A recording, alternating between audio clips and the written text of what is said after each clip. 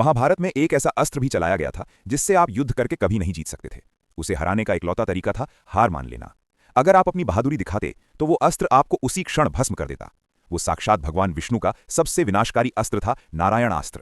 महाभारत के युद्ध में जब गुरु द्रोणाचार्य की मृत्यु हुई तो उनके पुत्र अश्वत्थामा ने प्रतिशोध की अग्नि में जलते हुए इस अस्त्र का आह्वान किया। शास्त्रों में लिखा है कि जैसे ही नारायणास्त्र प्रक्षेपित किया गया, पूरे कुरुक्षेत्र में हाहाकार मच गया। आसमान से लाखों तीर, गदाएं और जलते हुए चक्र बरसने लगे।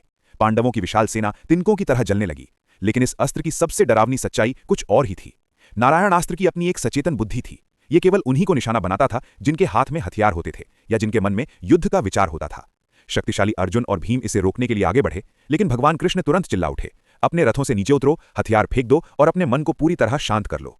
कृष्ण जानते थे कि इस अस्त्र के सामने आपका अहंकार ही आपकी मौत बनेगा।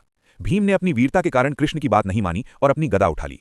नतीजा ये हुआ कि नारायणास्त्र की पूरी शक्ति भीम की ओर केंद्रित हो गई और वो आग की लपटों में घिर गए। अंत में अर्जुन और कृष्ण ने जबरदस्ती भीम को रथ से नीचे खींचा और उनके हाथ से गदा छीन ली। जैसे ही भीम ने घुटने टेके और समर्पण किया, वो प्रलयंकारी आग एक ठंडी हवा में बदल गई। इतिहास में यह अस्त्र केवल एक ही बार चलाया गया। क्या आप जानते हैं कि कर्ण के पास भी एक ऐसा अस्त्र था जो कभी अपना लक्ष्य नहीं चूकता था? अगर आप उसके